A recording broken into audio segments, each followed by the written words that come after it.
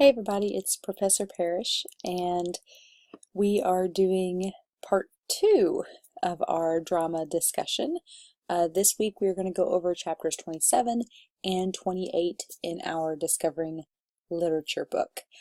Real quick, I have graded all of your paper number 2, and you should be able to get my feedback on those, and then log on and through my SIC see the attached files with my feedback, and you are welcome to revise those. All of those revisions will be due by Sunday, November 4th, and you can just email me your revised copies there. And some of you have already done that, which is awesome.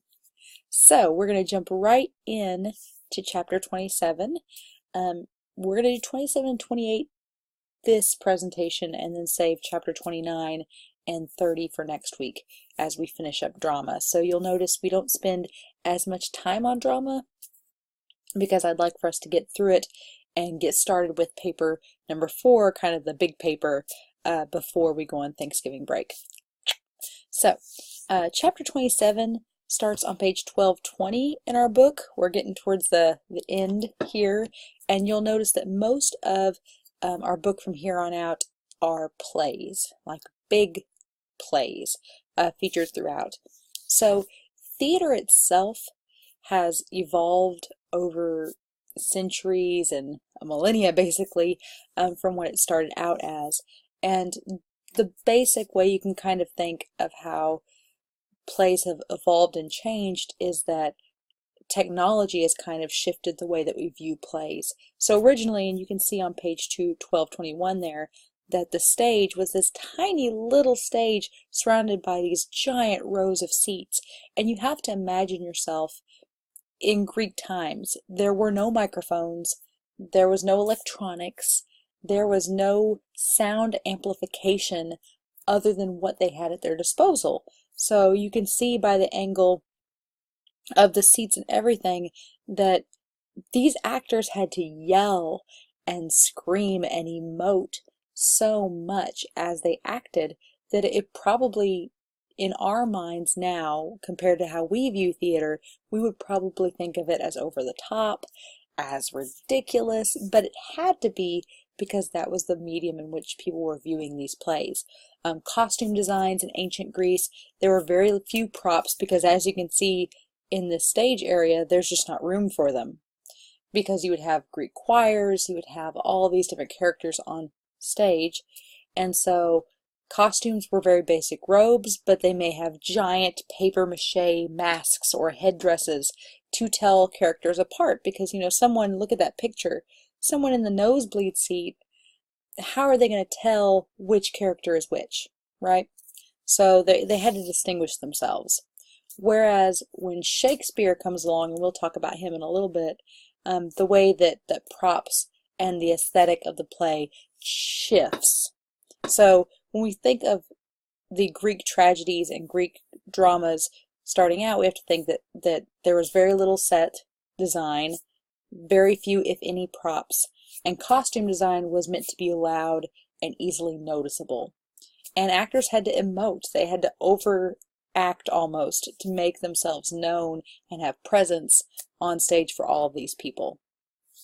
So in this chapter 27, we are given quite a few terms. For example, the messenger.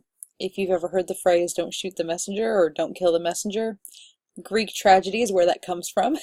The messenger is, as I state here, the person who basically delivers news to characters throughout the play. So whether it's a piece of exposition, whether it's an important plot point or something established, usually the messenger does not bring good news. And that's where the phrase, don't kill the messenger comes from, in that it's not the messenger's fault. They're just delivering what they've been told to. Genre. We've talked about genre, or I've probably mentioned it in the videos here. Genres are simply types of writing, or types. So you have genres of music, genres of literature, genres of, I don't know if genres of ice cream is a thing, I wish. But the idea is that it's various types. So even within genres, there can be subgenres. So we have the genre of drama. Well, within that genre are subgenres like Greek tragedy, Greek comedy, Shakespearean tragedy, revenge tragedy, Shakespearean comedy, American drama, American comedy. Lots of various sub-forms of these genres of writing, as you will notice. These last four terms here on this slide are kind of what were founded in Greek plays and Greek drama. They have to do mainly with the plot, specifically. The complication is the starting conflict or problem. Some people call it the initial action in a fiction piece or the initial conflict, but the complication is something that happens in the plot early on in a play that sets things into motion later on. All right. I have been mispronouncing this next word for years, and it finally took someone to say, that's not how you say it, to get it right. But denouement, it's a French word. I've been calling it the denouement because I am from Southern Illinois. And that's how I say things. It's like that hiba-gee sushy buffet. The denouement is the unraveling of the plot as it moves towards the climax. So when things pick up the pace, so to speak, that's a denouement, when things are unraveling and going faster and faster until it gets to the climax. This term is not used for those steady, slow burning plots. This is like everything's picking up the pace and kind of skyrocketing towards this climax and conclusion. The peripety is the twist in the story that's often towards the climax. So probably one of the most notable peripeties that I've seen in a film, which is a screenplay or drama acted out in film, is in Saw 2. I know, just in time for Halloween.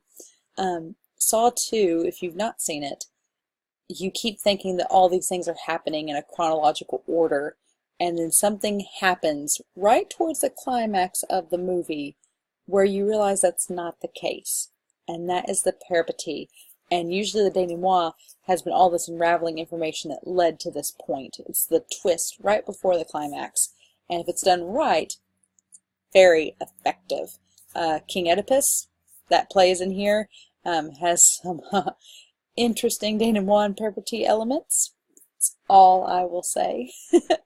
But that are present. And a lot of these terms we see in Greek tragedy and Greek drama will actually be brought back once we talk about Shakespeare. So keep that in mind.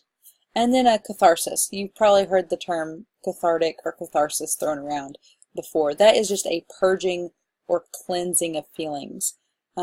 Unlike Shakespeare, which we'll talk about in a little bit, a lot of Greek tragedy involved characters just being left in this emotionless state where they were so distraught that they actually purged or cleansed themselves of emotions in order to cope and move forward. And that seems a little bit extreme, but then again, keep in mind that these Greek plays were meant to be extreme. So it's not too much for them to do so. So a lot of characters at the end of a Greek tragedy would have this cathartic moment where they just kind of let everything wash away from them and moved on, so to speak. Some other terminology that has to do with Greek tragedy. Most Greek plays involved a god or goddess of that culture, so Greek or Roman mythology, and because they were gods and goddesses, they were larger than life and infallible creatures. Well, much like modern day prose and drama writing, characters without flaws are boring and no one wants to read about them.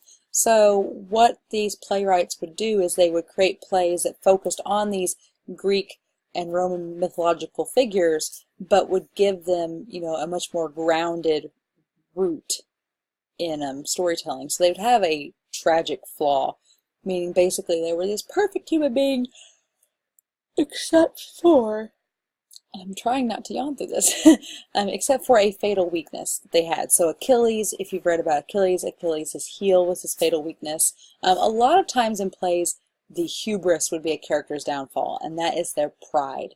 They would be too proud to seek help, too proud to quit while they were ahead, too proud to do this or that, and it would lead to their downfall. That was a very common tragic flaw that those characters would have, would be hubris.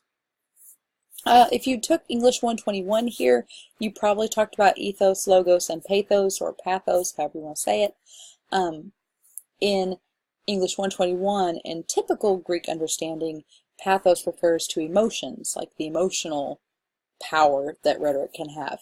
But in terms of Greek tragedy, pathos or pathos, however you want to say it, literally is the Greek word for suffering. So, fun times. But you may see that in some Greek poetry and Greek dramas. That's what it means. And then finally, we have our antagonist versus protagonist. And as we talked in our fiction and nonfiction section, antagonist does not mean bad guy, protagonist does not mean good guy. It's just central character versus conflicting character. The moralities of those characters are not what's important. It's that you have a main character that you follow along the story, and there is a conflicting character that's trying to prevent them from letting you follow along and letting them reach their goal. So that's the main difference between the two. All right, and before we move on, I will say that the assignment that we're doing this week involves looking at Antigone and Hamlet. Antigone is, I was actually talking to one of the students in one of these online sections, and they're doing Oedipus as their play option. And I was telling this student that Antigone is sort of the third installment in the series of plays that started with Oedipus. In some regards, Antigone is kind of like the first fan fiction. We talked about fan fiction a little bit in our prose section. Fan fictions where you take a pre-existing story and you elaborate or build upon it, because the author of Antigone is not necessarily the author of Oedipus. So there's kind of like a fan fiction element there that I think is fascinating, that we don't really recognize as being fan fiction, right? Okay, moving on. Okay, so Shakespearean tragedy. I feel as if Shakespeare has been taught to an incredible extent in the high school and college world. And I do like Shakespeare quite a bit. I'm not a fangirl, so I don't subscribe to every Shakespeare play and think he's all that in a bag of chips. I think he's a brilliant writer. I think, and there is conspiracy that Shakespeare didn't write all of his work. I think he did, only because of how consistent everything is in terms of tone and language use and everything else. I think some people just don't want to admit that there could be a brilliant writer like him in existence. Here we are. But what I like about Shakespeare is he really borrows from the past and continually changes it. So we talked about how in Greek times sets were minimal, little to no props. Costumes were just robes and giant masks and papier-mâché goobly-gook. Shakespeare kind of changed that, because Shakespeare, in not only being a writer, he was also a businessman to an extent. So, you know, the Globe Theater was created for his plays, and that changed the way that people viewed plays. Instead of just being in an giant, wide open space, it was this small, condensed place with levels and acoustics built in to where, since they didn't have microphones again, actor or actress could be heard. I say not actress, just actors. In Shakespearean time, women were not allowed to be in plays, so it was just guys playing everybody. Guys played women, guys played men. It's a wild time. But in Shakespeare's time, he kind of altered the way that people viewed plays and the way they interacted with them. And so that was something new and revolutionary. He introduced more plot, more props, more set design, changing of setting. The costumes became different per character. So there was a lot going on around Shakespeare's time that kind of has transitioned over hundreds of years later into our own theater experience, which I think is pretty noteworthy. And Shakespeare borrowed a lot from Greek mythology and Greek plays. Shakespeare was a fan of Greek tragedy and incorporated a lot of those same elements into his work, which is why a lot of people compare and contrast, and they say, oh, well, this Shakespearean play reads exactly like this Greek drama. Yes, that is intentional. Shakespeare knows what he's doing there. But he did create some kind of subgenres and terms too, rather than just borrowing everything from Greek tragedy. For example, stage business, the fast-moving props or set changes, Shakespeare came up with that. He created genres such as intrigue, which is kind of like our modern-day suspense and thriller, and revenge tragedy, which is exactly as it sounds. But he kind of created those subgenres, and before his time, there weren't really any writings that fell into that category, at least not any that were documented. So it's a pretty significant influence he's had on the way we view drama. And then Hamlet, of course, is his probably most favorite of the revenge tragedies. Like I said in the guidelines, Hamlet is one of the plays featured in our book, as are several others. If you have another play in mind that you would like to analyze, just let me know. I'm sure it'll be fine. I just kind of want to know what you're doing. And other Shakespearean terms to look at, mythology. Like I said, he drew heavily from Greek tales and legends.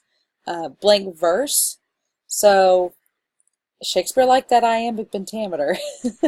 Gotta have that beat in the 5 set style. But they didn't always rhyme, and that's what blank verse is, when you have an unrhymed iambic pentameter. A colossal protagonist. This term sounds like it should be a Greek term, but Shakespeare actually coined it. It is the main character who overshadows all other characters in the story. Yep. There are good and bad examples of a colossal protagonist. I've had some students try to tell me that Harry Potter is a colossal protagonist. He's not. Ron and Hermione kind of have equal terms in terms of movies that he's been in. Hold on. But a colossal protagonist, Hamlet is probably a really good example rather than Harry Potter. I think Hamlet is a good example because when you look at the play Hamlet, I could ask you, who's the main character? And you're going to obviously say Hamlet. However, if I ask you to name Hamlet's love interest, some of you are going to know because you've read Hamlet recently. Ophelia, of course, easy. His uncle would be like, oh, Claudius, easy. How about Ophelia's brother? What's his name? What about her father-in-law? Father? Queen? Unless you've read Hamlet recently, you probably don't know. And that's because Shakespeare, he had to sell plays through word of mouth. That's how he got his tickets and how he got, butts in the seats. So he would often market his plays, just on the name alone, if you think about it. Macbeth, Hamlet, Richard III. He marketed a lot of his plays just on one word or 2 word phrases because he knew that's what would stick in people's minds. They would remember that.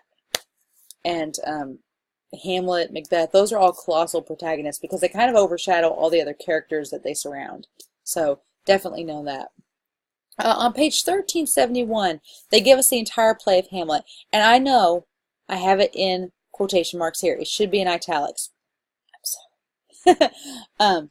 But on page 1371, what I really like that our textbook does right before it ends the Shakespearean chapter is they give us a really cool set of analyses on Hamlet from different perspectives. So there's a feminist perspective, there's a psychoanalytic perspective, there's all these different ways of viewing Hamlet, which I think is interesting and is cool.